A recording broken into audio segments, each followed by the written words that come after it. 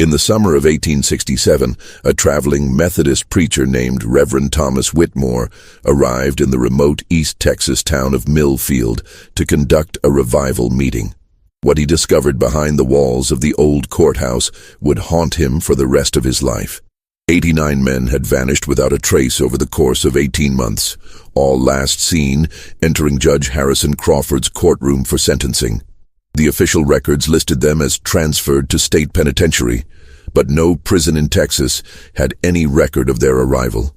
When Reverend Whitmore finally uncovered the truth about Crawford's basement chambers, he found evidence of systematic torture, starvation, and murder that would make even the most hardened soul question their faith in humanity. The Methodist Church buried his report for over a century, but recently discovered church archives reveal the horrifying details of what really happened in that courthouse basement, including Crawford's own handwritten journals describing his divine mission to purify souls through suffering.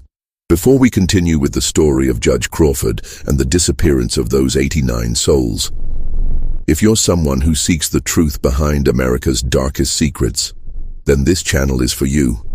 Subscribe now and let me know in the comments what state you're listening from. I read every single comment and love connecting with fellow mystery seekers who aren't afraid to confront the shadows of our past. The events that unfolded in Millfield would challenge everything the townspeople believed about justice, faith, and the men they trusted to protect them. But to understand the full horror of what Crawford had created, we must first understand the community that allowed him to operate in plain sight for nearly 2 years. Millfield, Texas, was a town that time seemed to forget, even as it was being built. Nestled in the dense pine forests of East Texas, approximately 40 miles southeast of Marshall, it had emerged during the chaos of Reconstruction as a place where Confederate veterans could start over, far from the prying eyes of federal authorities. The town's population never exceeded 400 souls, but its isolation made it a perfect refuge for those seeking to escape their past, or, as it would turn out, for predators seeking to escape scrutiny.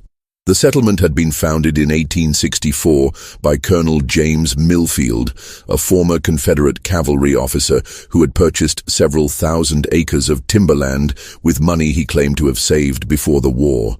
The truth, whispered among the townspeople but never spoken aloud, was that Millfield had likely looted the funds from a Union supply train during one of his final raids into Louisiana. But in the lawless atmosphere of post-war Texas, such questions of provenance were considered impolite at best and dangerous at worst. The town itself was laid out in a simple grid pattern, with Main Street running east to west, and 3 cross streets dividing the settlement into neat blocks. The business district consisted of a general store, a blacksmith shop, a small hotel called the Pine Grove Inn, and Miller's Saloon, where the men gathered each evening to drink corn whiskey and share stories of the war. Most of the residents lived in modest wooden houses with front porches and vegetable gardens, the kind of simple dwellings that spoke to honest ambitions and limited means. The courthouse sat at the heart of Millfield like a fortress of red brick and limestone, its Gothic Revival architecture standing in stark contrast to the modest wooden buildings that surrounded it. Judge Harrison Crawford had commissioned its construction in 1865, sparing no expense despite the town's modest means. The building rose 3 stories above the dusty streets, its pointed arches and decorative stonework giving it the appearance of a medieval cathedral rather than a seat of frontier justice. The courthouse's most distinctive feature was its unusually deep basement, which Crawford claimed was necessary for storing legal documents and evidence in the humid East Texas climate. The basement windows, barely visible above ground level, were fitted with heavy iron bars that Crawford explained were necessary to protect valuable court records from theft. The townspeople never questioned this explanation. After all, Crawford was not only their judge, but also their most prominent citizen, a man who had donated the land for their Methodist church and funded the construction of their schoolhouse. Judge Harrison Crawford himself was an imposing figure who commanded respect through sheer physical presence as much as legal authority. Standing well over 6 feet tall with broad shoulders and a military bearing, he moved through Millfield with the confident stride of a man accustomed to command. His steel-gray hair was always perfectly groomed, his black judicial robes were immaculate despite the dusty frontier conditions, and his piercing blue eyes seemed to see straight through to a person's soul. When he spoke, his voice carried the educated accent of Virginia's gentleman class, a reminder that he came from a world far removed from the rough frontier settlement he now called home. Crawford had arrived in Millfield shortly after the courthouse construction began, carrying impeccable credentials from the University of Virginia Law School and letters of recommendation from prominent Richmond attorneys. His legal knowledge was undeniable. He could quote vast passages of Virginia legal code from memory, cite precedents that dated back to English common law, and construct arguments that would have impressed the most learned jurists in the state. The townspeople considered themselves extraordinarily fortunate to have such a distinguished legal mind in their midst, especially given their remote location and limited resources. But there was something unsettling about Judge Crawford that the townspeople couldn't quite articulate, a quality that made conversations with him feel like interrogations even when discussing the weather. He never married, despite several attempts by local families to introduce him to eligible young women from neighboring towns. When asked about his bachelor status, he would smile tightly and explain that his devotion to the law left little time for domestic considerations. "Justice is a jealous mistress," he would say, "and she demands complete devotion from those who would serve her properly." Crawford kept no servants, maintaining his large 2-story house entirely by himself, despite having the means to employ help. The house itself was as impressive as the courthouse, a Greek revival mansion with white columns and wraparound porches that seemed more suited to a Virginia plantation than an East Texas lumber town. Visitors to the house, rare though they were, noted its spotless condition and the extensive library that filled 2 entire rooms. The books ranged from legal texts to theological works, with a particular emphasis on texts dealing with divine justice, moral philosophy, and what Crawford called the purification of the human soul. Most peculiar of all was Crawford's insistence on handling all prisoner transfers to the state penitentiary personally, refusing the assistance of local law enforcement or federal marshals. This was highly unusual, as most frontier judges were eager to delegate such mundane responsibilities to others. But Crawford treated each transfer as a sacred duty, claiming that the condemned men deserved his personal attention during their final hours in the community. "The law is a sacred trust," he would explain to anyone who questioned his methods, "and I will not delegate my responsibilities to others who might lack the proper understanding of divine justice. These men have been placed in my care by God and the people of Texas, and I will see that they receive the treatment their souls require."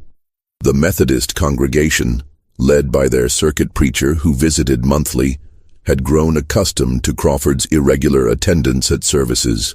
He would appear for Easter and Christmas, sitting alone in the front pew with a somber expression that suggested deep contemplation of spiritual matters. During these services, he would sing the hymns in a rich baritone voice and follow along with the scripture readings in his personal Bible, a massive leather-bound volume that he carried everywhere. But he never participated in the social gatherings that followed services, politely declining invitations to Sunday dinners and church socials. Some whispered that he was haunted by memories of the war, pointing to the fact that he never spoke of his Confederate service despite his obvious military bearing. Others suggested that he was simply a man who preferred solitude to company, a scholar who found more satisfaction in books than in human fellowship. The more charitable interpretation was that his dedication to justice required a kind of monastic discipline that left little room for ordinary pleasures. The town's other notable institution was the combination jail and courthouse basement, where Crawford held prisoners awaiting trial or sentencing. The jail portion was visible to the public, a modest holding area with 4 cells that could accommodate perhaps a dozen men at most. The cells were equipped with basic amenities: wooden bunks, chamber pots, and barred windows that provided adequate light and ventilation. Prisoners held in these cells were fed regularly and allowed visitors, in accordance with standard practices throughout Texas. But the basement extended far beyond what visitors could see, stretching deep into the earth beneath the courthouse in a network of chambers that Crawford had designed and supervised personally. He kept the basement locked at all times with multiple heavy-duty padlocks and reinforced iron bars, claiming it contained sensitive legal documents and evidence that required protection from the elements and potential thieves. Martha Kellerman, the courthouse cleaning woman, was one of the few people who had been granted access to portions of the basement during daylight hours. A widow in her 50s who had taken the cleaning job to support herself after her husband's death in the war, Martha was known throughout Millfield for her discretion and work ethic. Crawford trusted her with access to the upper levels of the basement, where she cleaned the document storage areas and evidence rooms under his careful supervision. Even these limited glimpses of the basement had left Martha with questions she was afraid to voice. The chambers she was allowed to clean were far more elaborate than necessary for simple storage, with stone walls that had been carefully mortared and floors that were surprisingly level and well constructed. The air in these rooms carried a strange mixture of odors. The expected mustiness of underground spaces combined with something sharper and more unpleasant that she couldn't identify. Crawford had explained that the basement's extensive construction was necessary due to the unstable soil conditions in East Texas, which required deep foundations and careful engineering to prevent collapse. He pointed to similar construction techniques used in Virginia cellars and wine cellars, demonstrating his knowledge of architecture and engineering that impressed Martha, even as it failed to entirely satisfy her curiosity. The pattern that would eventually claim 89 lives began in the bitter winter of 1866, though nobody noticed it at first. The transition was so gradual, so carefully orchestrated, that it seemed like nothing more than the natural evolution of a frontier justice system finally finding its rhythm. Men would be sentenced in Crawford's courtroom for various crimes: horse theft, assault, robbery, desertion from the Confederate Army, disturbing the peace, and then simply vanish into what everyone assumed was the efficient machinery of Texas justice. It was a harsh winter that year, with ice storms that knocked down telegraph lines and made travel between communities nearly impossible for weeks at a time. The isolation that usually characterized Millfield became even more pronounced, creating the perfect conditions for Crawford's activities to go unnoticed by the outside world. Federal authorities, already overwhelmed by the challenges of Reconstruction, had little time or resources to monitor the activities of a remote courthouse in the East Texas wilderness. The first victim whose disappearance would later be documented was a man named Thomas Burke, an Irish immigrant who had been accused of stealing chickens from a neighbor's farm. Burke had arrived in Millfield only months earlier, seeking work in the lumber mills and hoping to earn enough money to bring his wife and children over from County Cork. He had no family in Texas, no powerful friends to advocate for his interests, and no legal representation beyond Crawford's own perfunctory appointment of counsel.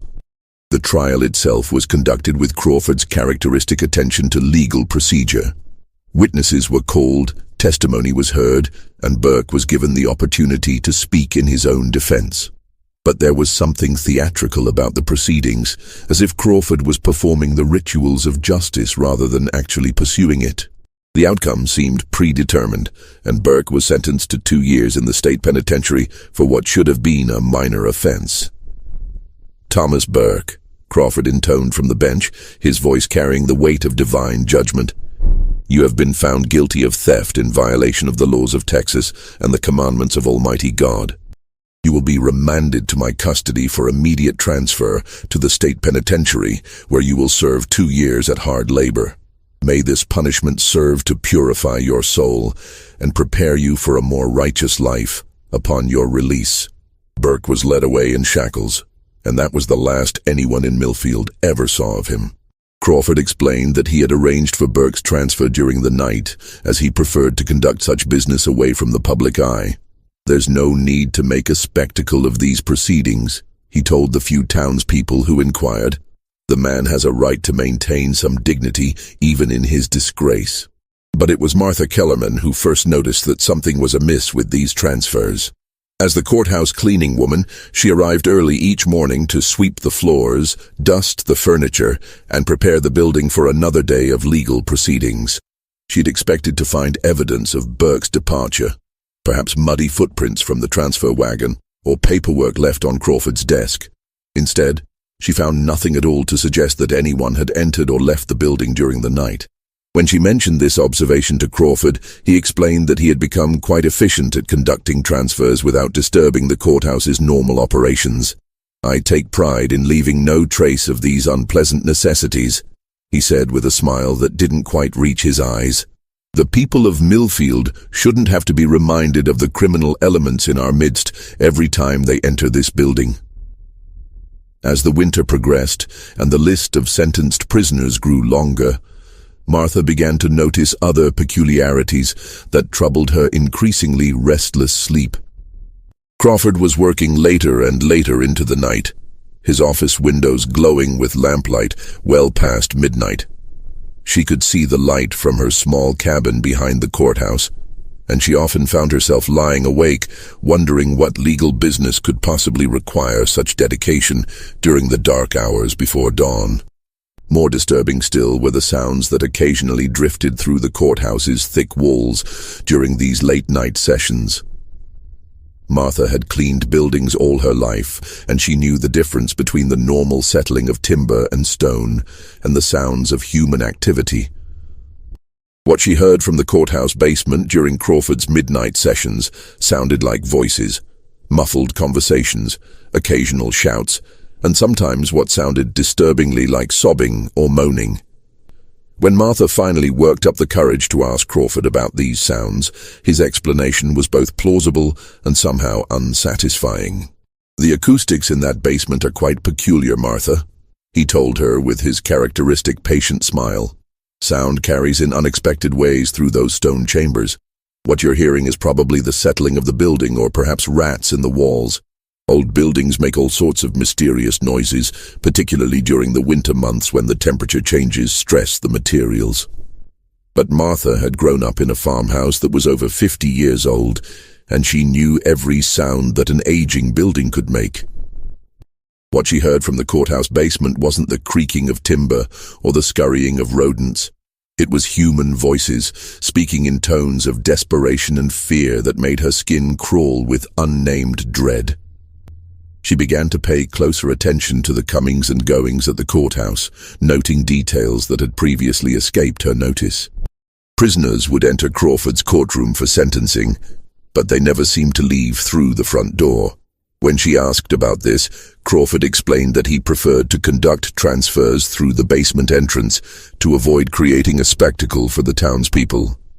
"These men have families, Martha, even if those families have disowned them for their crimes. There's no need to parade them through the streets like circus animals.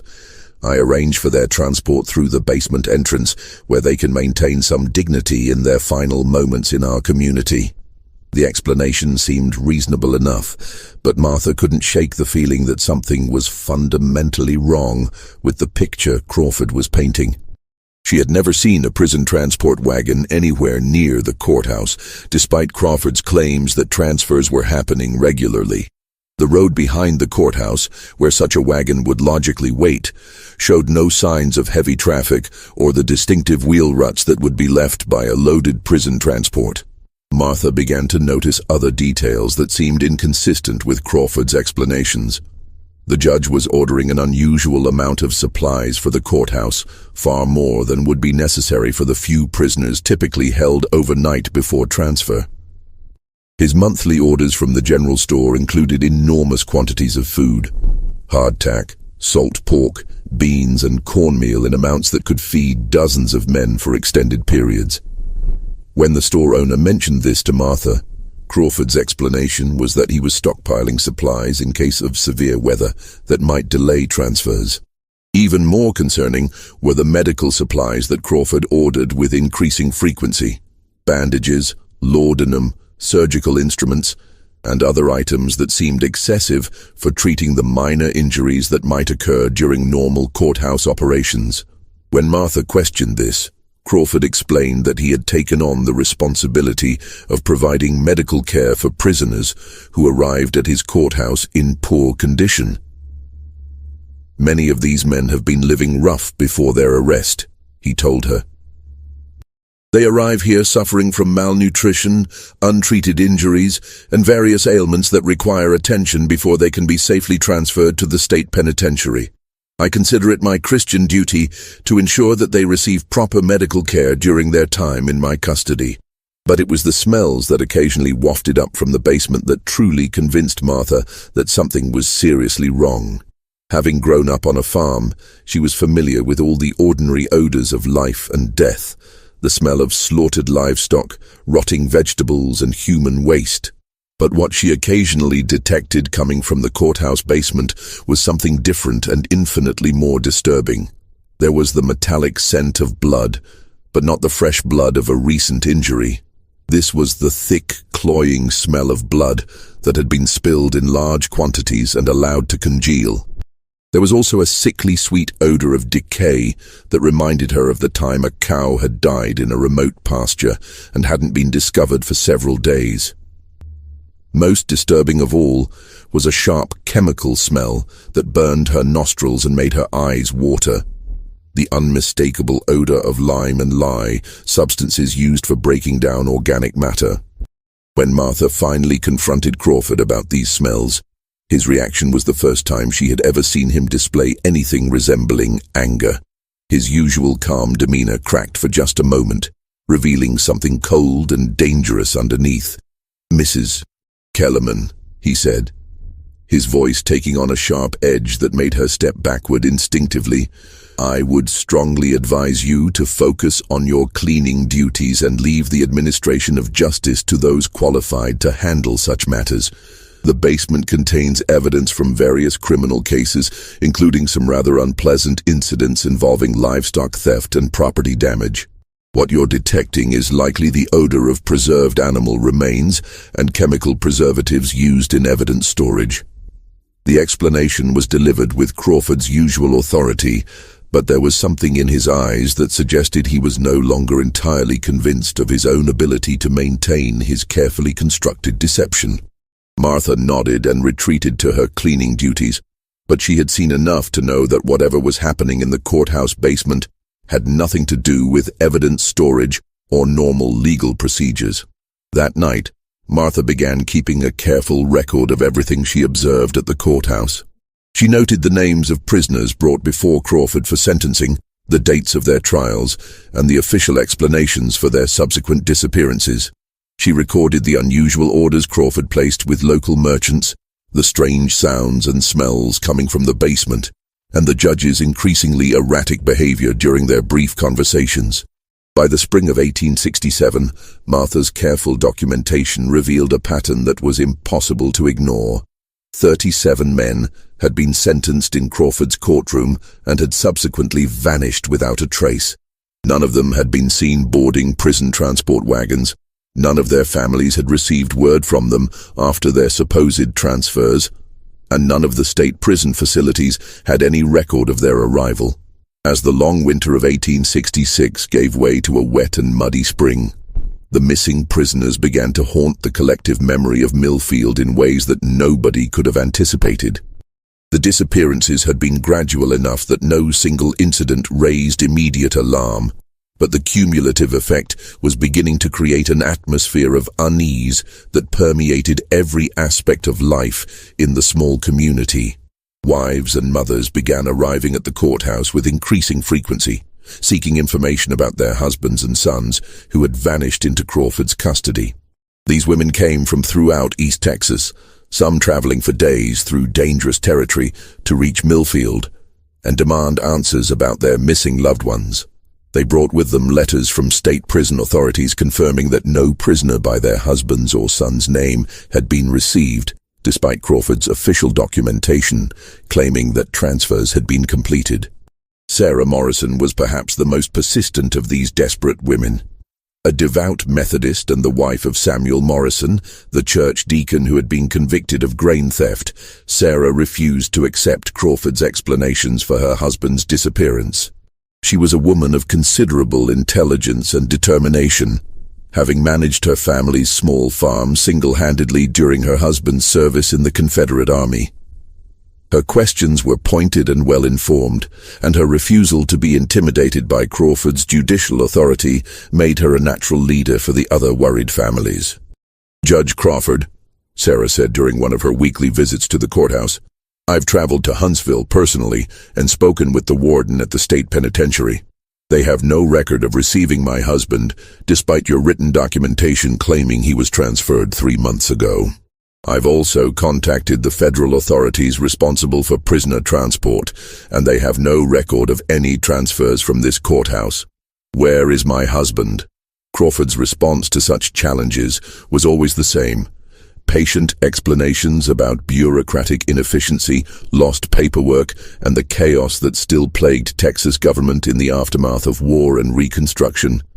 He spoke with the authority of a man who understood the complexities of the legal system far better than his questioners, and his explanations were delivered with such confidence that many people found them convincing despite their obvious inconsistencies.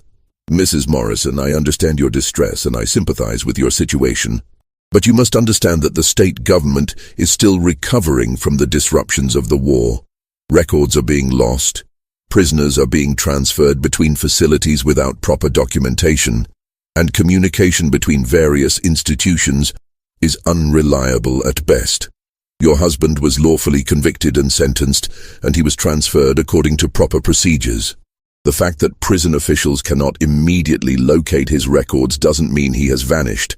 It simply means that the bureaucracy is overwhelmed and disorganized."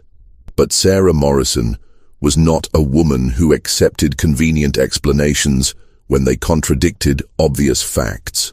She began conducting her own investigation, traveling throughout East Texas to interview families of other missing prisoners and compile evidence that challenged Crawford's official narrative.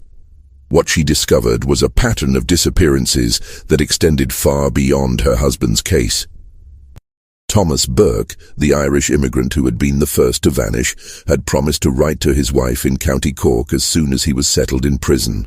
The letters never came, and Burke's wife had begun writing to Texas authorities seeking information about her husband's fate. Her letters had been forwarded to Crawford, who responded with vague assurances that her husband was serving his sentence and that communication would be restored once administrative problems were resolved. Jacob Mueller, a German farmer who had been convicted of assault after a dispute with his neighbor, had similarly failed to contact his family after his supposed transfer to the state penitentiary. Mueller was known throughout his community as a man who wrote to his relatives in Germany every month without fail. His sudden silence was completely out of character and deeply troubling to those who knew him. Perhaps most disturbing was the case of Benjamin Hawkins, a young man from a prominent East Texas family who had been convicted of horse theft. Hawkins' father was a successful merchant with connections throughout the region, and he had hired attorneys to trace his son's fate after the supposed transfer to state prison. The attorney's investigation had revealed that no prisoner transport had left Millfield on the date specified in Crawford's transfer documentation, and no such transport had arrived at any Texas prison facility during the relevant time period.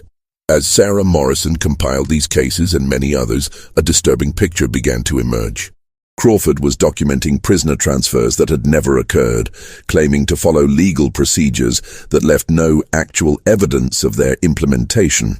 The missing men represented every level of East Texas society, from poor immigrants like Thomas Burke to the sons of wealthy families like Benjamin Hawkins. The only thing they had in common was that they had all disappeared after being sentenced in Crawford's courtroom.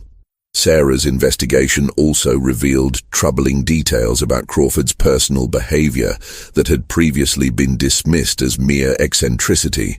Several townspeople reported seeing lights in the courthouse basement at all hours of the night, often accompanied by sounds that suggested intensive activity of some kind. The local blacksmith mentioned that Crawford had ordered an unusual number of metal implements, chains, locks, bars and other hardware that seemed excessive for normal courthouse security. Perhaps most significantly, Sarah discovered that Crawford had been purchasing enormous quantities of lime and lye from merchants throughout the region, always paying in cash and refusing to explain the intended use of these chemicals. Lime and lye were common enough substances on the frontier, used for everything from construction to soap making, but the quantities Crawford was ordering suggested industrial-scale applications that made no sense for a courthouse operation. When Sarah confronted Crawford with this evidence, his response revealed the first cracks in the calm facade he had maintained for so long. His usual patient explanations became shorter and more defensive, and his eyes took on a hardness that hadn't been there before. "Mrs. Morrison, I'm beginning to find your persistent questioning both inappropriate and disrespectful. I am a duly appointed judge, carrying out my responsibilities according to Texas law. If you have concerns about legal procedures, you're welcome to file a complaint with the state authorities. But I will not tolerate continued harassment in my own courthouse." The threat was delivered with cold precision, and Sarah realized for the first time that Crawford was not simply an incompetent bureaucrat, but potentially something much more dangerous.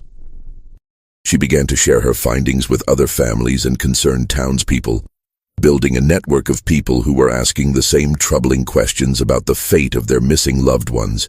Martha Kellerman became a crucial ally in this informal investigation, sharing her observations about Crawford's strange behavior and the disturbing sounds and smells coming from the courthouse basement. Martha's testimony carried particular weight because of her position as courthouse employee and her reputation for honesty and discretion throughout the community. "Something terrible is happening in that basement," Martha told the growing group of concerned families. "I hear voices down there at night, voices of men who sound like they're in pain or terror. Judge Crawford claims it's just the building settling or rats in the walls, but I know the difference between building sounds and human voices. Those are men crying out for help, and nobody is listening." The group began meeting secretly in the Methodist Church, using their shared faith as both comfort and motivation for their investigation.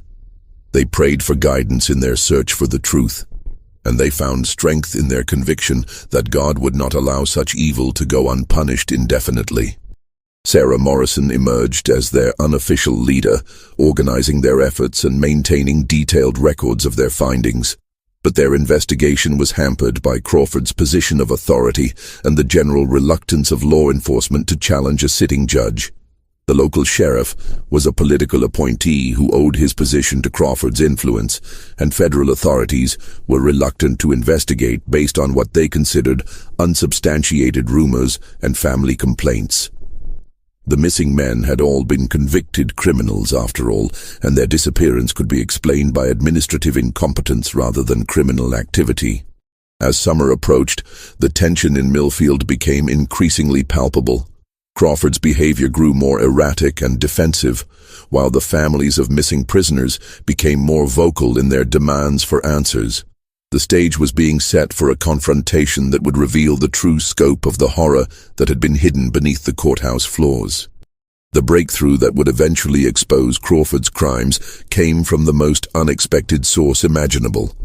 A young man who was widely regarded as simple-minded, but possessed survival instincts that would prove sharper than those of far more educated men.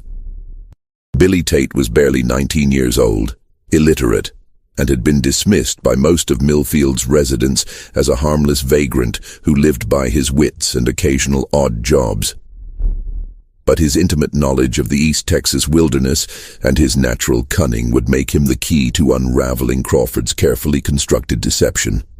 Billy had been arrested in late May 1867 for stealing a horse from a farmer outside of town. The evidence against him was overwhelming. He had been caught riding the stolen animal and had no plausible explanation for how he had come to possess it. But Billy's case differed from the previous prosecutions in one crucial respect.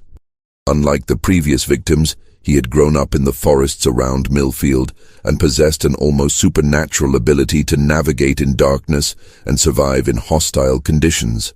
The trial itself followed Crawford's now familiar pattern. Billy was appointed a defense attorney who made only perfunctory efforts on his behalf. Witnesses testified to the defendant's obvious guilt, and Crawford delivered a sentence that seemed disproportionately harsh for the crime committed.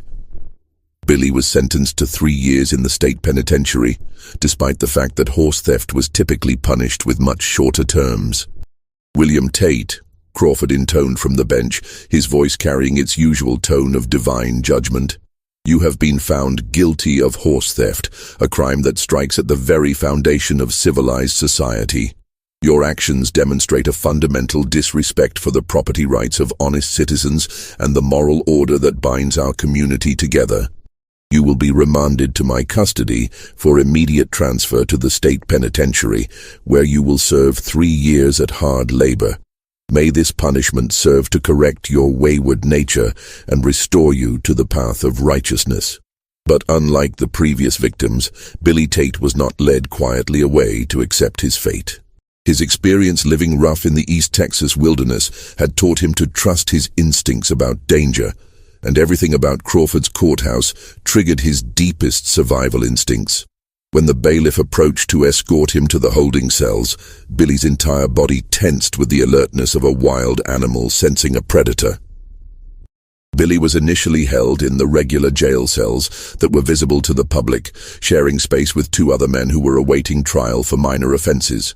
During his 3 days in these cells, he had the opportunity to observe Crawford's routine and study the layout of the courthouse building.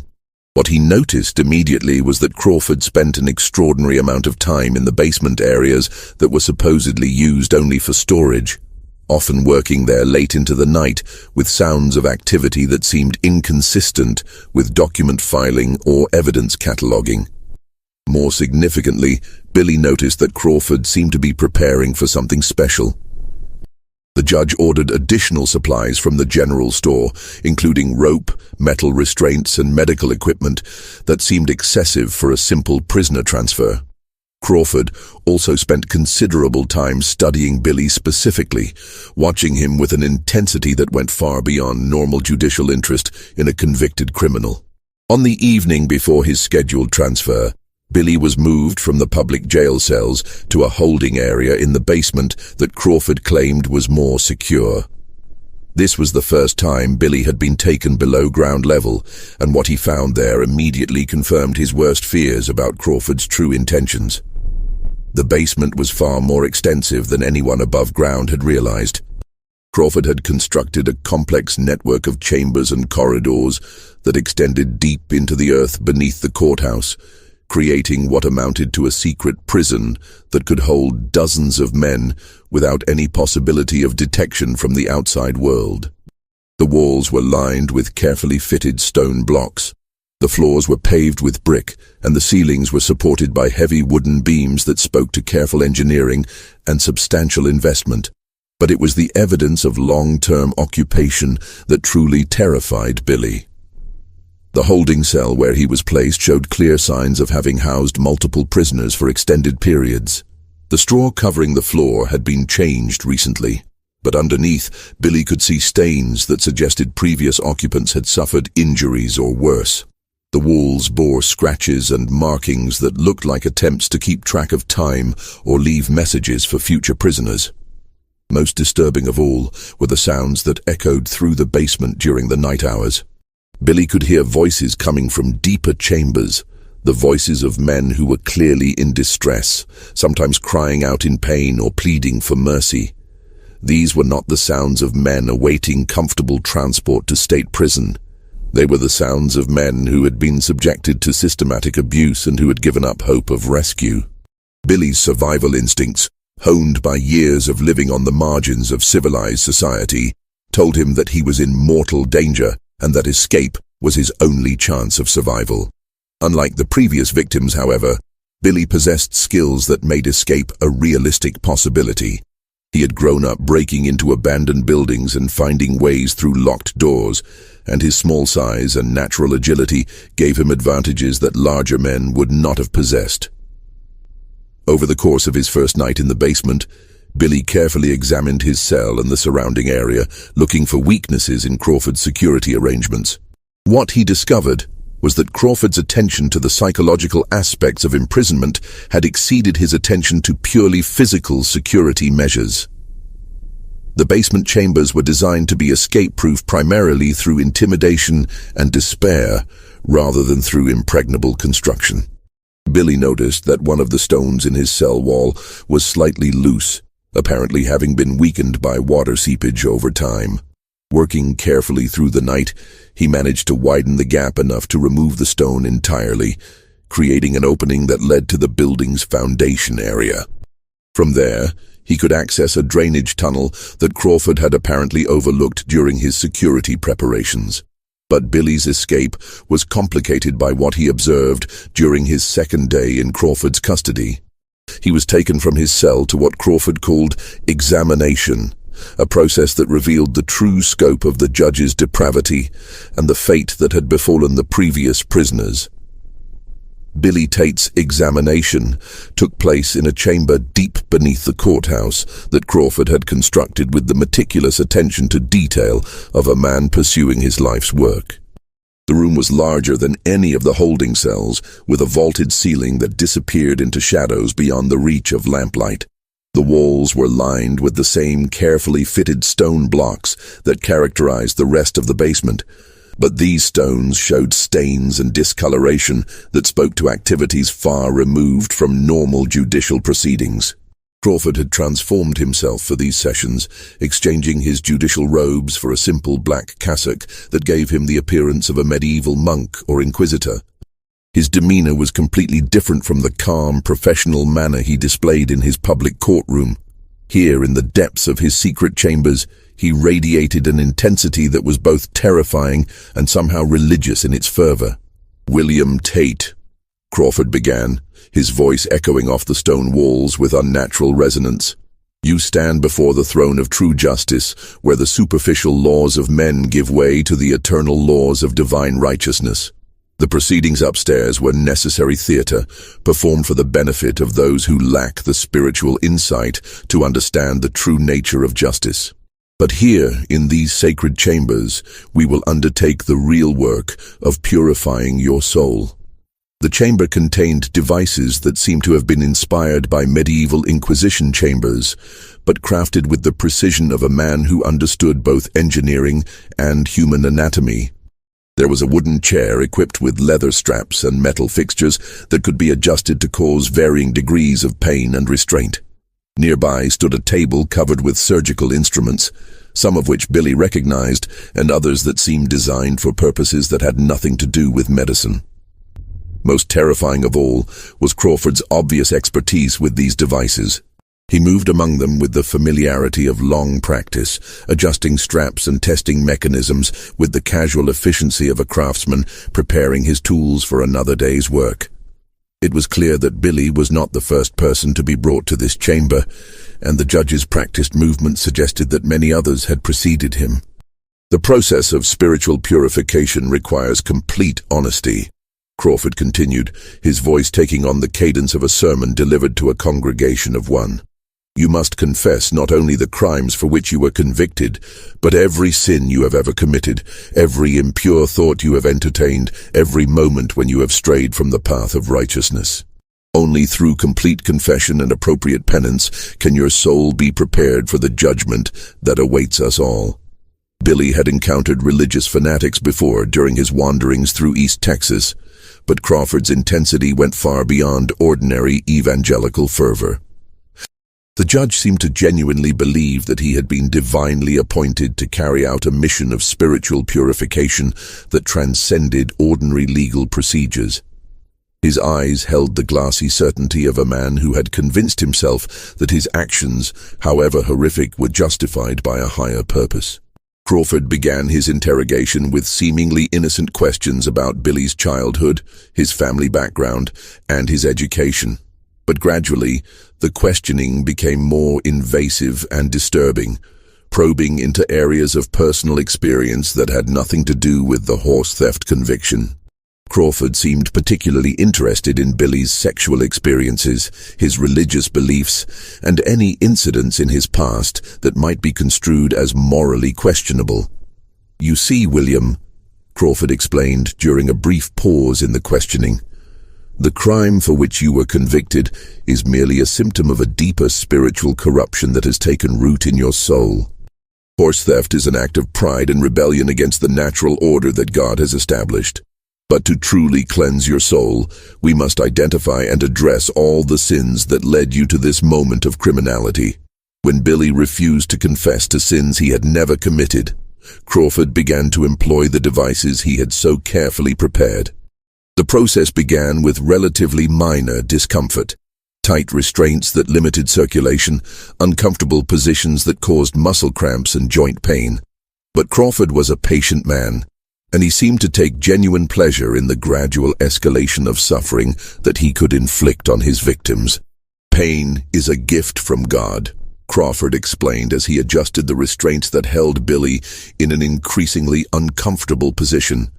"It serves to focus the mind on spiritual matters and to burn away the pride and stubbornness that prevent us from acknowledging our sins. Every moment of suffering brings you closer to the spiritual honesty that your soul requires." But Billy's experience living rough in the wilderness had given him a tolerance for discomfort that Crawford had not encountered in his previous victims. More importantly, Billy's natural cunning allowed him to understand that Crawford's process was designed to break down psychological resistance rather than to simply inflict pain for its own sake. By providing Crawford with the confessions he sought, Billy could buy time to plan his escape while avoiding the more severe tortures that the judge was clearly prepared to employ. Over the course of several hours, Billy spun an elaborate tale of fictional sins and crimes, drawing on stories he had heard from other criminals and vagrants during his travels. He confessed to thefts he had never committed, fights he had never fought, and moral transgressions he had never contemplated. Crawford listened to these confessions with obvious satisfaction, taking detailed notes and occasionally asking for clarification or additional details. "Excellent, William," Crawford said as Billy concluded his fabricated confession. "You are making remarkable progress toward spiritual honesty. But confession alone is not sufficient for true purification. It must be followed by appropriate penance that will demonstrate your sincere repentance and prepare your soul for divine forgiveness." It was during this discussion of penance that Billy began to understand the full scope of Crawford's depravity and the fate that had befallen the 87 men who had preceded him into these basement chambers. Crawford's idea of appropriate penance involved systematic torture that could continue for weeks or months, depending on the severity of the sins that had been confessed and the judge's assessment of the victim's spiritual progress. Crawford had developed an elaborate theological framework for these torture sessions, claiming that physical suffering was necessary to drive out sin and prepare the soul for divine judgment. He quoted extensively from biblical passages about purification through fire and the value of suffering in achieving spiritual growth.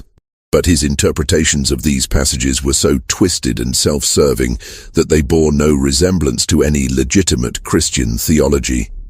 "The process requires patience, William," Crawford explained as he showed Billy some of the more sophisticated torture devices he had constructed. "Some souls are more corrupted than others, and the degree of purification required varies accordingly. I have had subjects who achieved spiritual clarity within days, while others required months of intensive treatment before their souls were properly prepared." The casual way Crawford discussed these treatments made it clear that he had been conducting them regularly for at least the 18 months since the disappearances had begun. Billy realized that he was looking at a man who had tortured and murdered dozens of people while convincing himself that he was carrying out God's work. The combination of genuine religious belief and complete moral corruption was more terrifying than simple criminal brutality would have been. But Billy also noticed something that Crawford seemed to have overlooked in his meticulous planning. The judge's obvious pride in his work was making him careless about security. Crawford was so eager to explain his theological theories and demonstrate his equipment that he was revealing details about the basement's layout and his daily routine that a more cautious criminal would have kept secret. During his second night in the basement, Billy was able to observe Crawford's activities in the other chambers where the remaining prisoners were being held.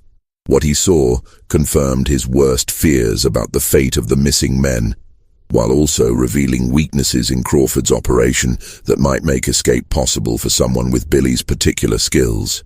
The basement contained more than a dozen separate chambers, each one designed for specific purposes in Crawford's twisted version of justice.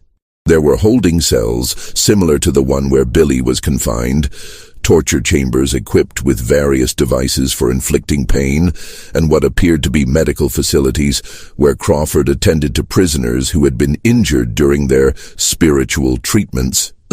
Most disturbing of all was what Crawford called his meditation chamber, a room where he kept the bodies of prisoners who had died during their purification process. The bodies were preserved with lime and other chemicals, arranged in positions that suggested Crawford spent considerable time studying the effects of his various torture methods. The sight of these preserved corpses, combined with Crawford's matter-of-fact discussion of their spiritual progress at the time of death, convinced Billy that escape was not just desirable, but absolutely essential for his survival. Billy's observations also revealed that Crawford was not the methodical, careful operator he appeared to be during daylight hours. The judge's nighttime activities were characterized by increasing desperation and loss of control, suggesting that the psychological pressure of maintaining his deception was beginning to affect his mental stability. Crawford talked to himself constantly during these sessions, engaging in rambling theological discussions with imaginary opponents and frequently contradicting his own previous statements about proper procedure. Most significantly, Billy noticed that Crawford had been drinking heavily during his nighttime sessions, consuming substantial quantities of wine while conducting his spiritual examinations. The alcohol seemed to make Crawford more talkative and less attentive to security details, creating opportunities for a sufficiently cunning prisoner to exploit his captor's decreasing vigilance. On his third night in Crawford's custody, Billy finally put his escape plan into action. He had been working steadily on the loose stone in his cell wall, widening the opening enough to squeeze through into the building's foundation area. From there, he could access the drainage tunnel that led to the building's exterior, though the passage would require him to crawl through several hundred feet of narrow, water-filled conduit in complete darkness. Billy waited until Crawford had begun one of his late-night drinking sessions before attempting his escape. The judge's attention was focused on a prisoner in one of the other chambers, and the sounds of Crawford's spiritual examination would mask any noise Billy might make during his escape attempt. Working quickly but carefully, Billy removed the loose stone and squeezed through the opening into the foundation area. The drainage tunnel was even more challenging than Billy had anticipated. The passage was barely wide enough for his shoulders, and the standing water reached almost to his chest in some sections. The air was stale and difficult to breathe, and the complete darkness made navigation extremely difficult, even for someone with Billy's experience in confined spaces. But his determination to escape Crawford's basement chambers overcame all physical obstacles, and after what seemed like hours of crawling through the narrow tunnel, he finally emerged into the open air behind the courthouse. Billy's first instinct was to run as far and as fast as possible from Millfield and Crawford's reach, but his experience in the basement had revealed horrors that he knew must be exposed, regardless of the personal risk involved. Billy had seen the faces of men who were still alive in Crawford's chambers, men whose families were searching for them, and who deserved rescue if such a thing was still possible. Instead of fleeing into the wilderness, Billy made his way to Martha Kellerman's cabin behind the courthouse. Martha was the one person in Millfield who had consistently questioned Crawford's explanations, and who might be willing to believe Billy's account of what was happening in the basement chambers. Billy's arrival at Martha's door in the early hours of the morning, covered in mud and shaking with exhaustion and terror, marked the beginning of the end for Crawford's carefully constructed deception. Martha Kellerman's small cabin behind the courthouse had never been the scene of such momentous events as those that unfolded in the pre-dawn hours of June 15, 1867. When Billy Tate appeared at her door, covered in mud from the drainage tunnel and shaking with a combination of exhaustion and terror, Martha's first instinct was to provide him with food and shelter. But as Billy began to relate his experiences in Crawford's basement chambers, Martha realized that she was hearing testimony that would change everything the people of Millfield believed about their community and their respected judge. Billy's account was delivered in a breathless rush of words, interrupted by moments when his emotions overwhelmed his ability to speak. But despite his obvious distress, his story was remarkably detailed and consistent, filled with specific observations that could only have come from someone who had actually witnessed the horrors he described. Martha listened with growing horror as Billy described the elaborate network of chambers beneath the courthouse, the torture devices Crawford had constructed, and the systematic abuse that had been inflicted on dozens of prisoners over the course of 18 months. "Mrs. Kellerman, you got to believe me," Billy pleaded, his voice hoarse from his ordeal in the drainage tunnel. "There's men down there who are still alive, men who've been missing for months. Judge Crawford's got them chained up in cells, and he's been torturing them every night. He thinks he's doing God's work, purifying their souls or some such madness. But what he's really doing is murder, plain and simple." Martha had suspected for months that something was seriously wrong with Crawford's operation, but Billy's testimony revealed a scope of depravity that exceeded her worst fears. The sounds and smells she had noticed coming from the basement suddenly made horrible sense, and Crawford's strange behavior took on a sinister significance that she had not previously understood. But Martha was also a practical woman who understood that Billy's word alone would not be sufficient to convince the townspeople or the authorities that their respected judge was a mass murderer. Crawford's position of authority and his reputation for legal expertise would make it easy for him to dismiss Billy's account as the desperate lie of an escaped criminal seeking revenge against the judge who had sentenced him. "Billy, what you're telling me is so terrible that people won't want to believe it," Martha said carefully. "Judge Crawford has been respected in this community for years. We need more than just your word to convince people that he's been committing these crimes. Is there any way to prove what you're saying?" Billy's response revealed that his time in Crawford's basement had provided him with detailed knowledge of the layout and contents of the secret chambers, knowledge that could be used to verify his claims if they could somehow gain access to the basement. He described the locations of specific torture devices, the arrangement of the holding cells, and, most importantly, the identities of prisoners he had seen who were still alive in Crawford's custody. "Samuel Morrison is down there," Billy told Martha, referring to the Methodist deacon whose wife Sarah had been leading the investigation into the missing prisoners. "I seen him with my own eyes. Though he's so thin and weak I barely recognized him. And there's others too, men whose names I heard called during the night when Crawford was working on them. If we can get people down into that basement, they'll see I'm telling the truth." Martha realized that Billy's information provided the key to exposing Crawford's crimes, but she also understood that any attempt to investigate the basement would be extremely dangerous. Crawford was clearly a desperate man who had already committed dozens of murders to protect his secret, and he would not hesitate to kill anyone who threatened to expose him. But Martha also knew that she could not ignore Billy's testimony, regardless of the personal risk involved. Too many families were searching for missing loved ones, and too many men were suffering in Crawford's chambers for her to remain silent. She decided to contact Sarah Morrison and the other families who had been investigating the disappearances, trusting that their combined courage and determination would be sufficient to confront Crawford and rescue the surviving prisoners. Martha sent Billy to hide in the woods outside town, while she made contact with Sarah Morrison and the other concerned families. By mid-morning, a group of nearly 20 people had gathered at the Methodist church to hear Billy's testimony and plan their response to Crawford's crimes. The group included not only the families of missing prisoners, but also several prominent townspeople who had been growing increasingly suspicious of Crawford's explanations for the disappearances. Sarah Morrison took charge of the group with the natural authority of a woman who had been fighting for answers for months.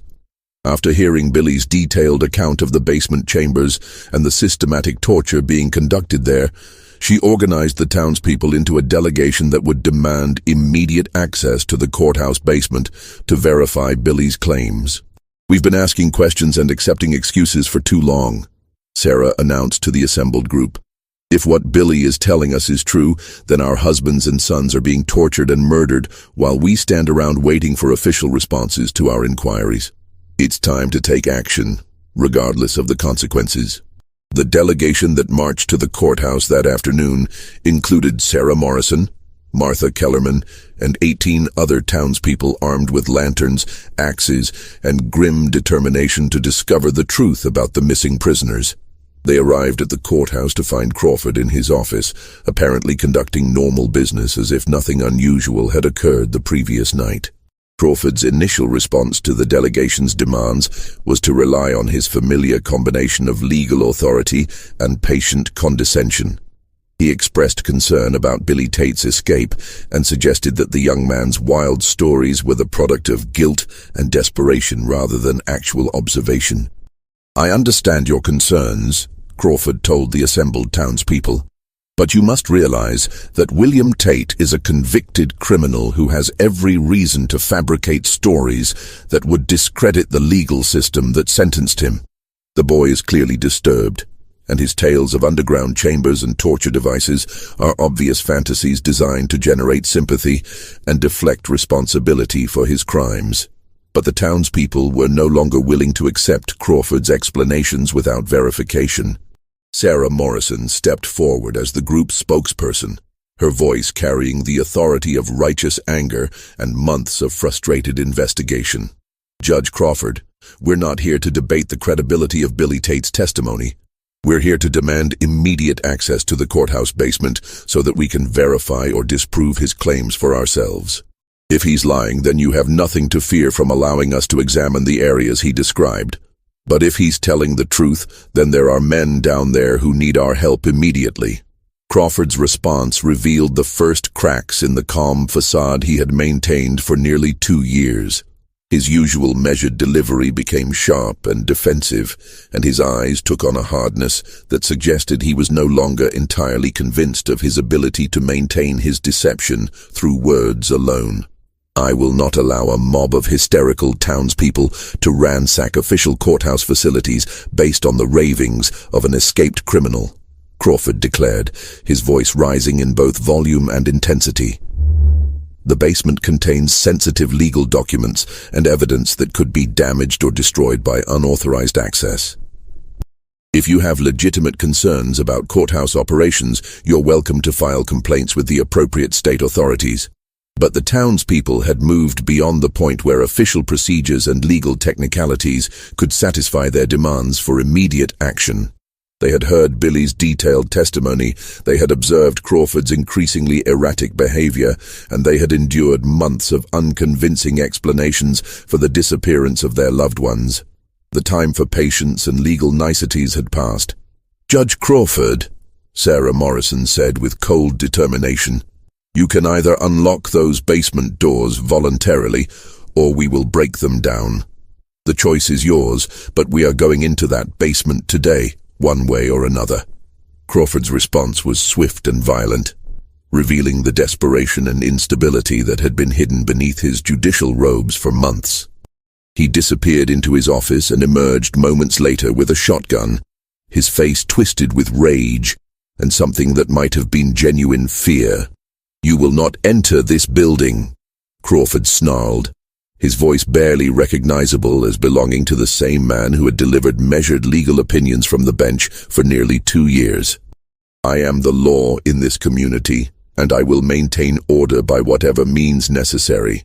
These proceedings are none of your concern, and I will not tolerate interference with official courthouse business." The standoff that followed lasted for several hours, with the townspeople maintaining their position outside the courthouse, while Crawford barricaded himself inside with his weapon. As the afternoon wore on, and word of the confrontation spread throughout Millfield, more residents joined the crowd outside the courthouse, creating a situation that Crawford could not hope to control through intimidation alone. But it was the sounds coming from the basement that finally convinced even the most skeptical townspeople that Billy Tate's testimony was accurate.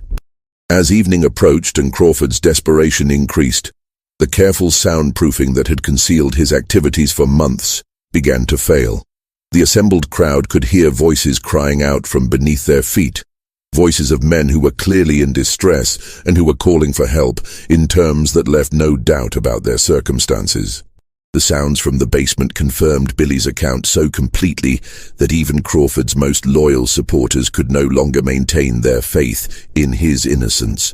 The crowd's mood shifted from suspicious determination to outright anger as the reality of what had been happening beneath their courthouse became undeniably clear. It was at this moment that Reverend Thomas Whitmore arrived in Millfield for his scheduled revival meeting. The Methodist preacher had been traveling the circuit for 15 years, and he had encountered his share of frontier violence and human depravity. But nothing in his experience had prepared him for the scene that greeted him as he approached the courthouse in the gathering dusk of that June evening. Whitmore found nearly 50 townspeople gathered outside the courthouse, their faces illuminated by torchlight and marked with the kind of grim determination that comes only when ordinary people are confronted with extraordinary evil. The sounds coming from the courthouse basement had convinced everyone present that a terrible crime was being perpetrated literally beneath their feet, and their patience with legal procedures and official explanations had finally been exhausted. "Brothers and sisters," Whitmore announced, taking charge of the situation with the natural authority of a man accustomed to providing moral leadership during times of crisis, "we cannot allow fear of legal consequences to prevent us from acting in accordance with God's will. If there are men suffering in that basement, then we have a Christian duty to help them, regardless of Judge Crawford's objections or threats." Using axes and crowbars borrowed from the local blacksmith, the townspeople breached the reinforced basement doors that Crawford had installed to protect his secret chambers.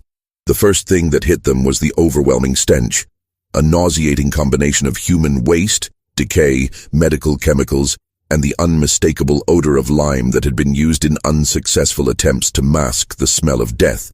Several people were immediately overcome by nausea and had to retreat to the fresh air outside, but those who remained pressed forward into the basement chambers with their lanterns held high and their hearts filled with dread at what they might discover.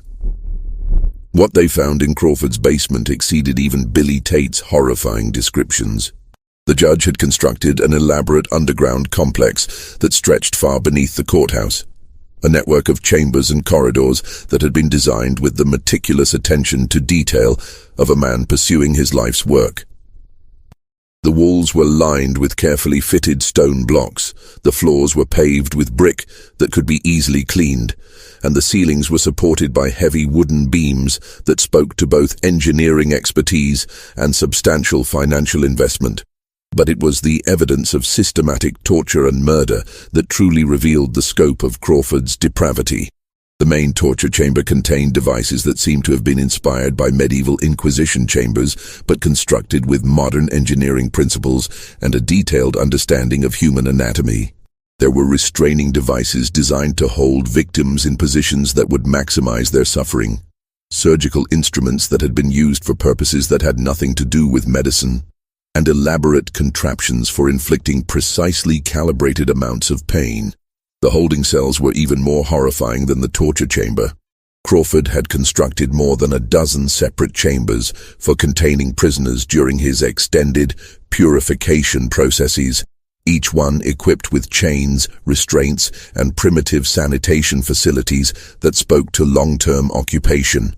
The straw that covered the floors had been changed regularly, but underneath the townspeople could see stains and discoloration that told the story of months of human suffering.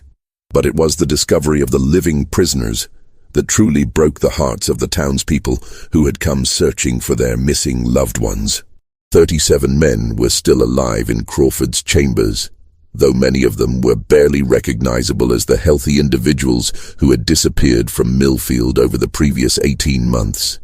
Samuel Morrison was among the survivors, though he was so emaciated and traumatized that his wife Sarah collapsed when she first saw him.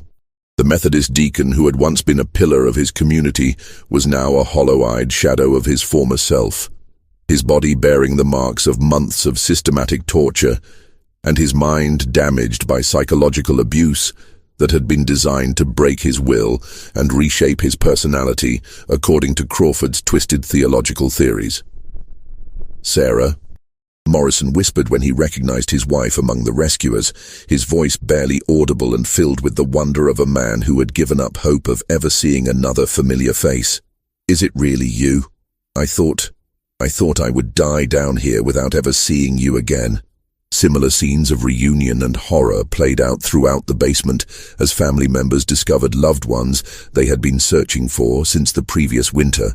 But many of the survivors were in such poor physical and mental condition that their rescue came almost too late to save them. Crawford's purification process had left permanent scars on both their bodies and their minds, damage that would require years of care and healing to overcome. The dead prisoners were found in the deepest chambers of Crawford's complex, their bodies disposed of in lime pits that the judge had constructed with the same meticulous attention to detail that characterized all his work. The lime had preserved many of the remains well enough for identification, allowing the townspeople to finally learn the fate of men who had been missing for over a year. The total count of Crawford's victims eventually reached 89 men, making his courthouse basement one of the most horrific crime scenes in the history of Texas. Crawford himself was found in his private chambers, seated at his desk with an empty bottle of laudanum beside him and his service revolver in his hand.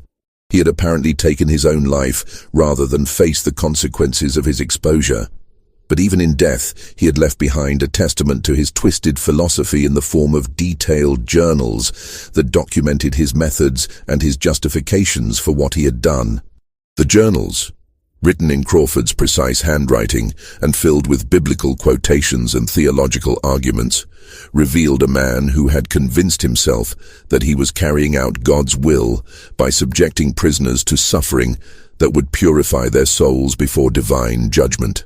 He had developed an elaborate framework of religious justification for his torture sessions, claiming that physical pain was necessary to drive out sin and prepare the soul for salvation. The weak-minded fools who call themselves judges content themselves with sending men to prison, where they will serve their time and emerge unchanged in their fundamental corruption. Crawford had written in one particularly chilling passage, "But I have been chosen to carry out true justice, to purify souls through suffering and prepare them for the judgment that awaits us all. The pain I inflict is not cruelty, but mercy, not punishment, but salvation." The discovery of Crawford's journals provided a window into the mind of a man who had used religious conviction to justify the most appalling crimes, transforming his courthouse basement into a chamber of horrors that surpassed anything in the medieval dungeons that had inspired his methods.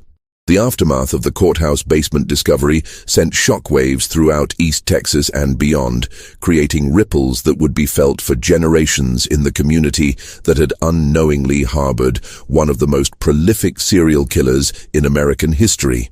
The immediate task of caring for the 37 surviving prisoners required resources that the small town of Millfield simply did not possess, forcing the residents to reach out for help to larger communities and government authorities who had previously shown little interest in their remote settlement.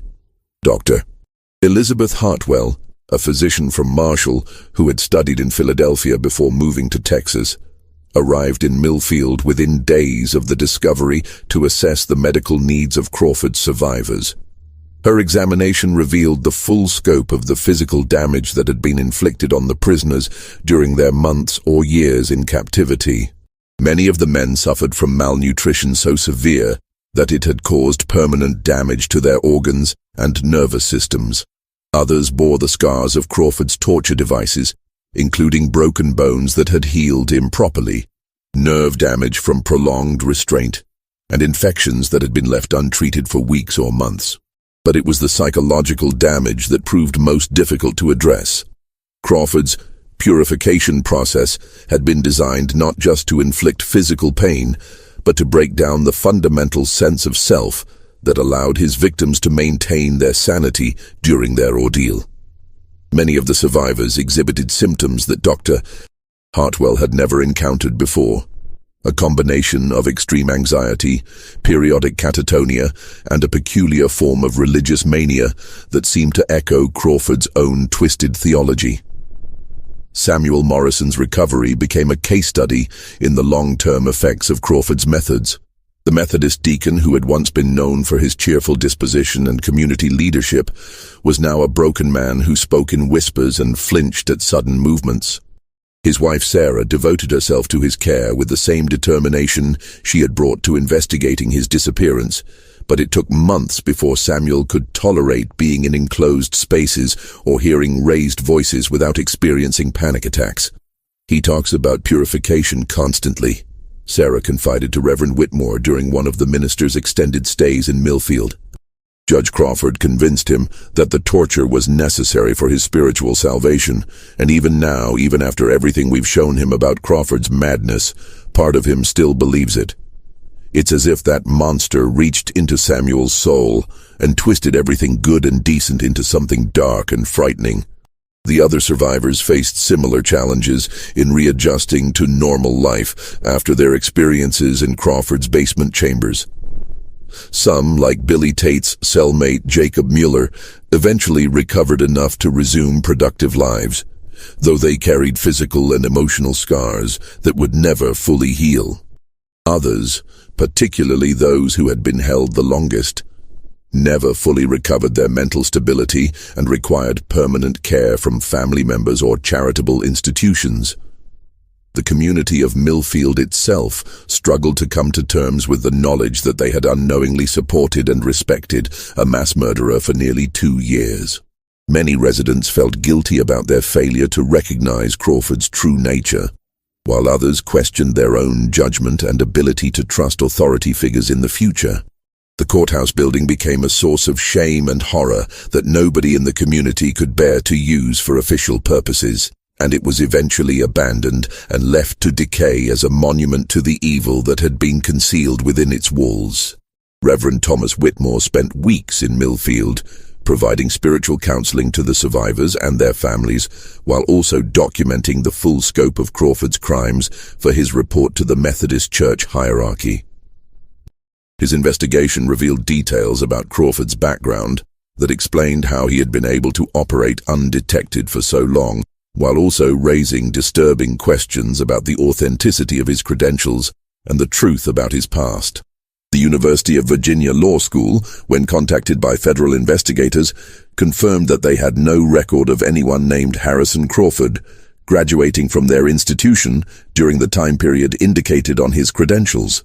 The letters of recommendation from Richmond attorneys that had secured his appointment as judge were similarly fraudulent, written on letterhead that had been skillfully forged, but which referenced law firms that had never existed. Even more disturbing was the discovery that Harrison Crawford was apparently not the man's real name.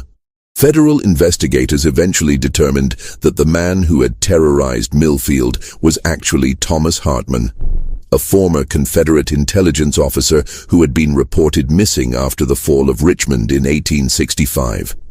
Hartman had been involved in prisoner interrogations during the war, where he had apparently developed both his torture techniques and his twisted religious justifications for inflicting suffering on captives. The transformation from Thomas Hartman to Harrison Crawford appeared to have been carefully planned and executed, suggesting that the man who came to Millfield had always intended to use his new identity as cover for continuing the activities he had begun during the war. His choice of a remote Texas community, his careful cultivation of respect and authority, and his meticulous construction of the basement chambers all pointed to a predator who had spent considerable time planning his crimes. Martha Kellerman, whose observations and courage had been crucial to exposing Crawford's activities, became something of a local hero, despite her own modest assessment of her role in the events. She continued working as a cleaning woman for the new courthouse that was eventually built on the other side of town. But she also became an advocate for prisoners' rights and a vocal supporter of reforms designed to prevent similar crimes in the future. "Evil hides in plain sight," Martha would tell visitors who came to Millfield to learn about the Crawford case, "and it's up to ordinary people to recognize it and act. We all saw signs that something was wrong, but we were too polite, too trusting, too willing to believe that a man in authority couldn't be capable of such terrible things. I learned that if something feels wrong, it probably is wrong, and you can't wait for someone else to take action." Billy Tate's escape and testimony had not only exposed Crawford's crimes, but had also saved the lives of the 37 men who were still alive in the basement chambers. The young man who had been dismissed by many as simple-minded became a local hero whose courage and survival skills had prevented an even greater tragedy. He eventually settled in a neighboring county, where he married and raised a family while working as a carpenter and occasional guide for travelers through the East Texas wilderness. But Billy never forgot his experience in Crawford's basement, and he spent the rest of his life advocating for prison reforms and better treatment of prisoners throughout Texas. He testified before state legislative committees about the need for regular inspections of detention facilities and improved communication between courts and prisons. His testimony was instrumental in passing laws that required multiple signatures for prisoner transfers and mandatory reporting of prisoner deaths or disappearances. The case also led to significant reforms in the Texas judicial system, including requirements for more thorough background checks of judicial appointees and regular inspections of courthouse facilities by state authorities. The Crawford case became a cautionary tale that was studied in law schools throughout the country as an example of how the concentration of power in the hands of a single individual, particularly in isolated communities, could enable the most appalling crimes. Sarah Morrison channeled her grief and anger into a lifetime of advocacy for the families of missing prisoners and victims of violent crime. She and Samuel, despite his ongoing struggles with the psychological effects of his captivity, established a foundation that provided assistance to families searching for missing loved ones and support for survivors of prolonged captivity or torture. Their work eventually expanded beyond Texas to help families throughout the South who were dealing with similar tragedies. The Methodist Church's response to Reverend Whitmore's report revealed the institutional challenges of confronting evil that had been cloaked in religious authority. Church leaders were deeply disturbed by Crawford's use of Christian theology to justify his crimes, and they struggled to understand how someone could twist religious concepts of purification and divine justice into justifications for torture and murder. Crawford's crimes represent a fundamental perversion of everything we believe about God's love and mercy, wrote Bishop James Anderson in his official response to Whitmore's report. His use of Christian language and concepts to justify his actions is perhaps the most disturbing aspect of this entire tragedy. It reminds us that the most dangerous false prophets are those who speak in familiar religious terms while serving goals that are fundamentally opposed to everything Christ taught us about love, forgiveness, and human dignity. The Church's decision to seal Whitmore's report for over a century reflected their concern that public knowledge of Crawford's religious justifications might undermine faith in Christianity itself or provide inspiration for other religiously motivated criminals.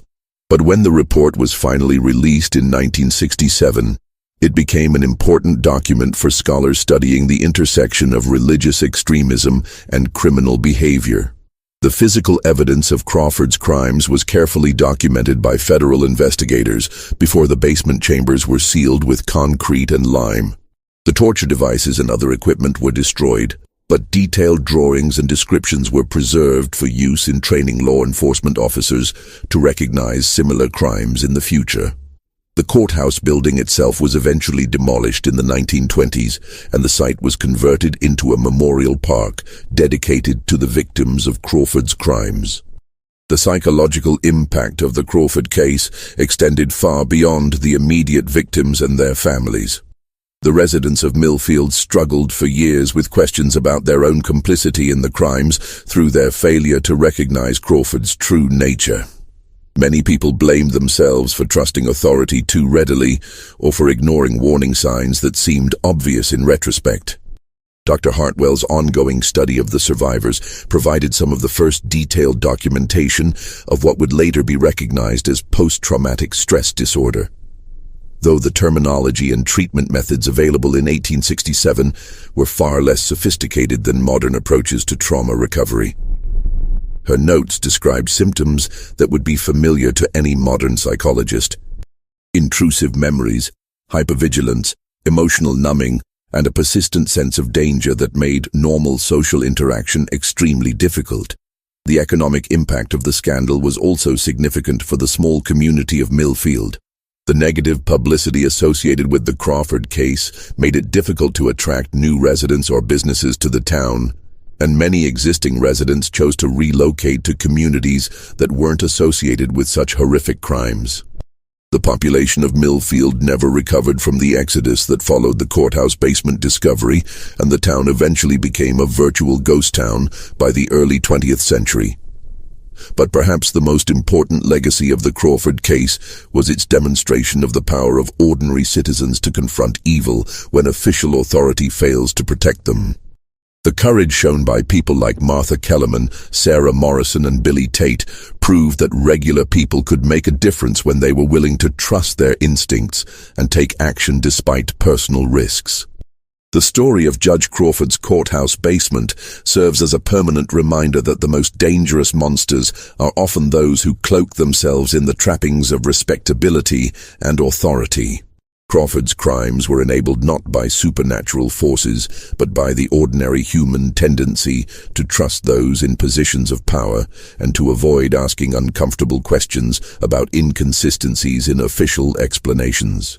The 89 men who suffered in Crawford's basement were not victims of evil spirits or demonic possession, but of a systematic predator who had learned to hide behind the mask of legal and religious authority. Their tragedy reminds us that justice without accountability becomes tyranny, and that the price of freedom is the eternal vigilance that requires ordinary citizens to question authority and demand transparency from those who hold power over others. The Methodist Church finally released Reverend Whitmore's complete report in 1967, exactly 100 years after the events it described. The document provided historians with a detailed account of one of the most shocking crimes in American history, but it also raised troubling questions about how many other similar cases might have been covered up or forgotten over the years. Whitmore's report concluded with an observation that remains chillingly relevant more than a century after Crawford's crimes were exposed.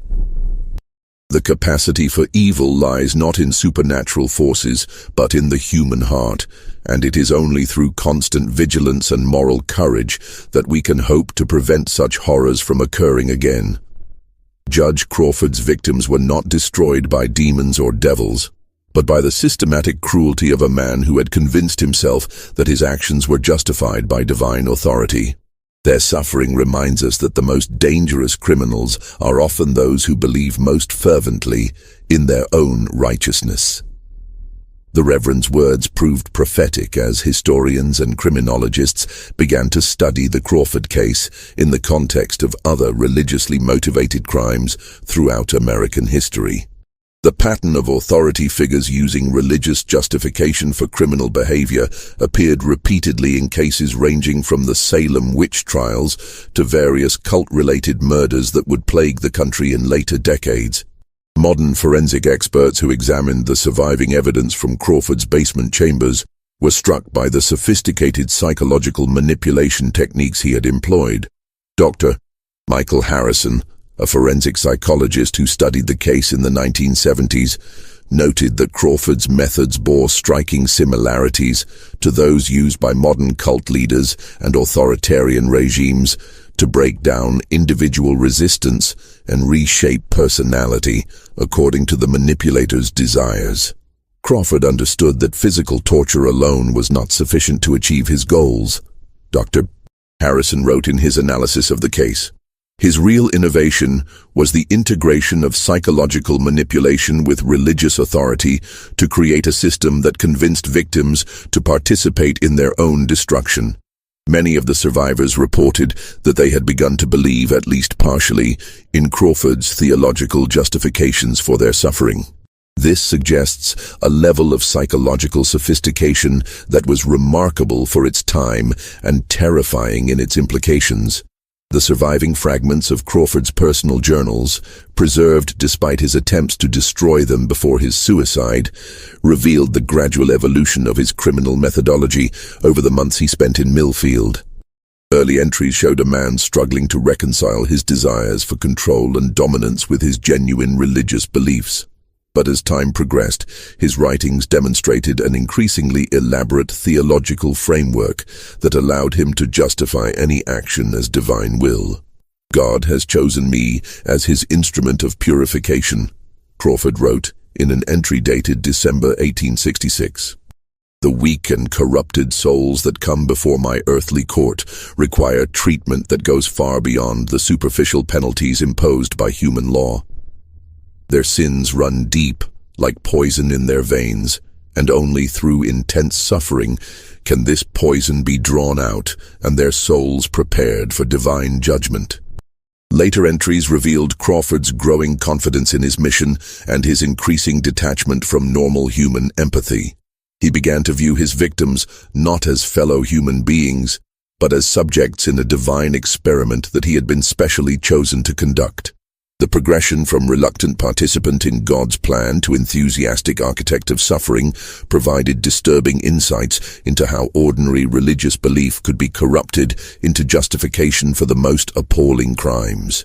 The impact of Crawford's crimes extended far beyond the immediate victims and their families, influencing legal and social reforms throughout Texas and beyond. The case became a rallying cry for prison reform advocates who used Crawford's methods as examples of what could happen when prisoners were held in secret without adequate oversight or protection.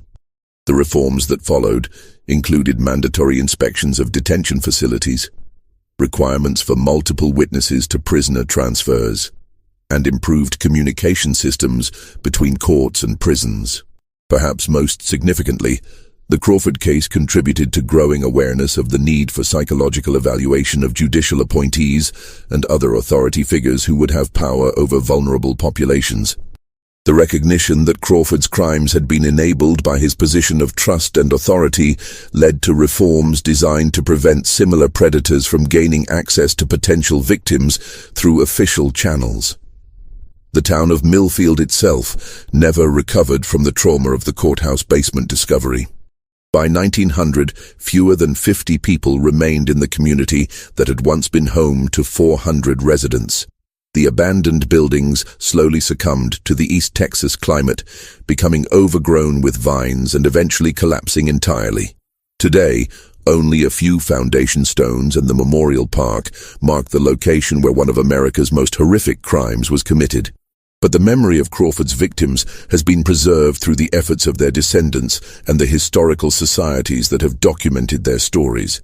Each of the 89 men who suffered in Crawford's basement chambers had families, dreams, and contributions to make to their communities. Their deaths represented not just individual tragedies, but collective losses that impoverished the entire region for generations.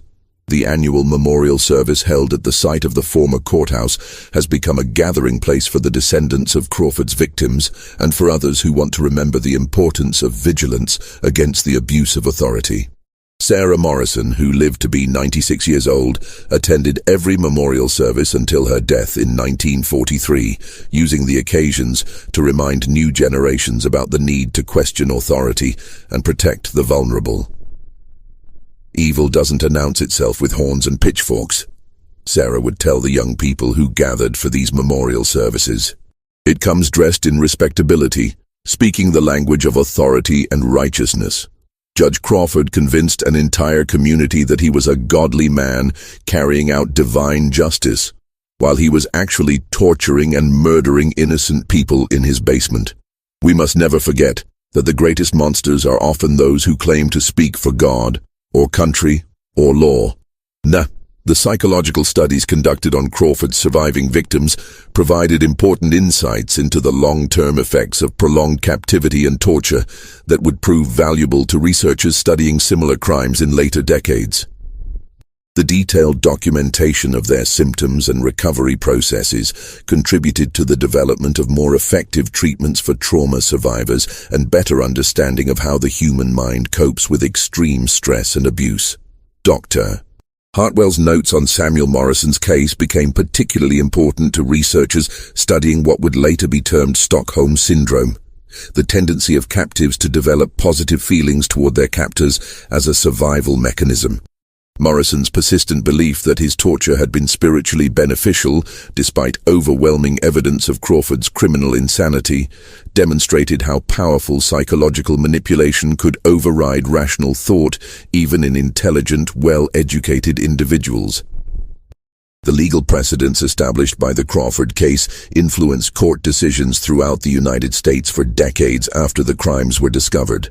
The case was cited in arguments for prisoners' rights, judicial oversight reform, and the protection of vulnerable populations from abuse by authority figures.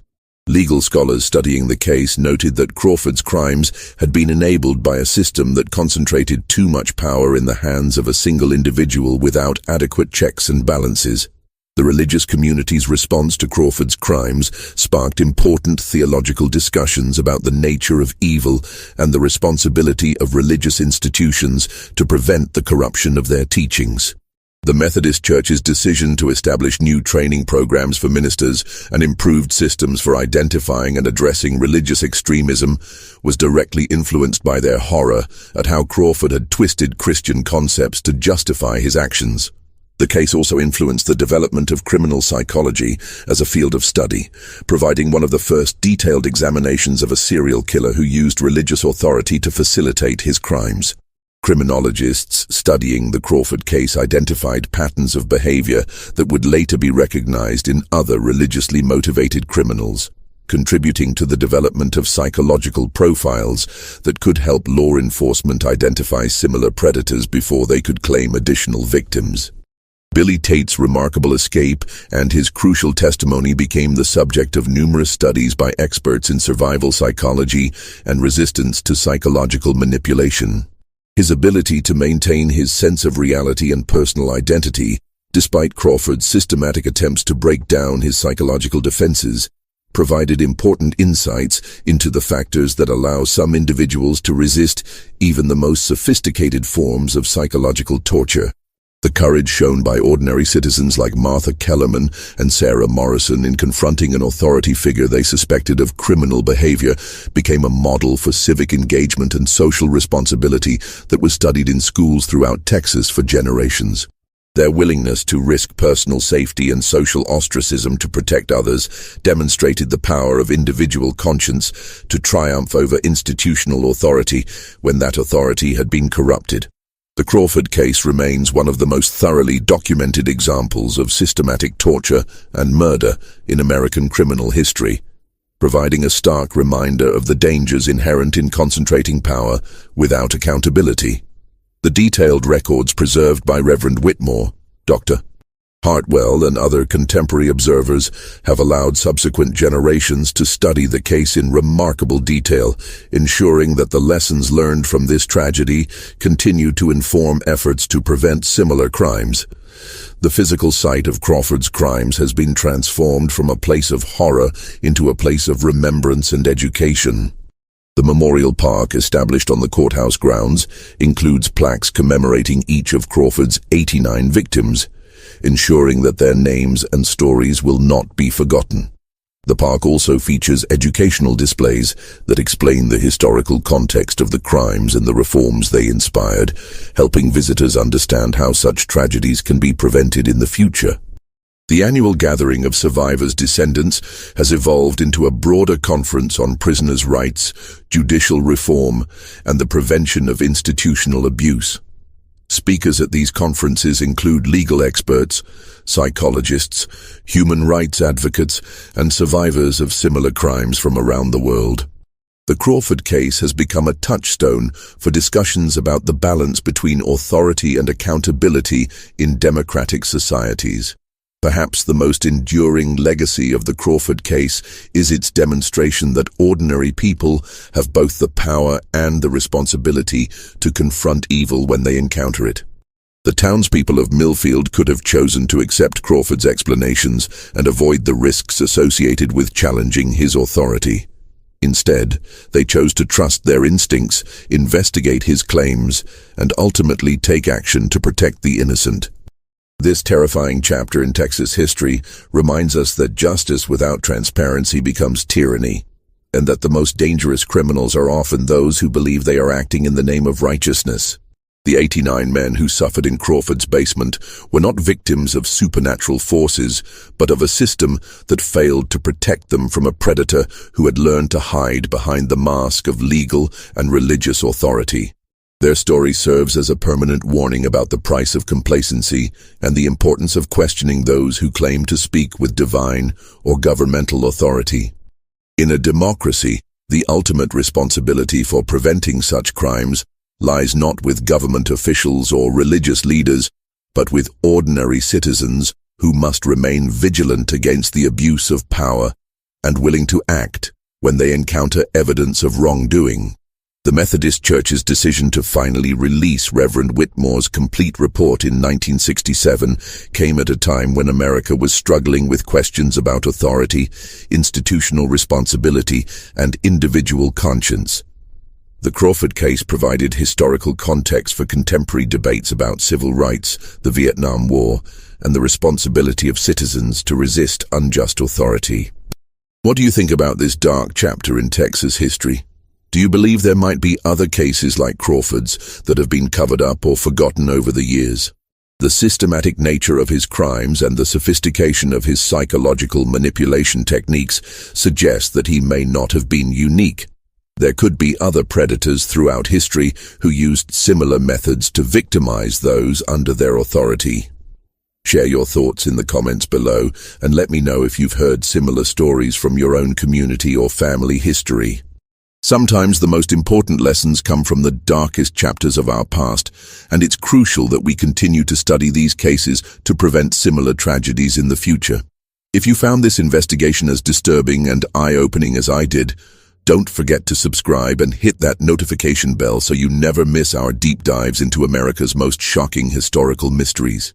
Until next time, remember that the truth is often more terrifying than any fiction we could imagine, and that the responsibility for confronting evil lies with each of us, regardless of how powerless we might feel in the face of institutional authority.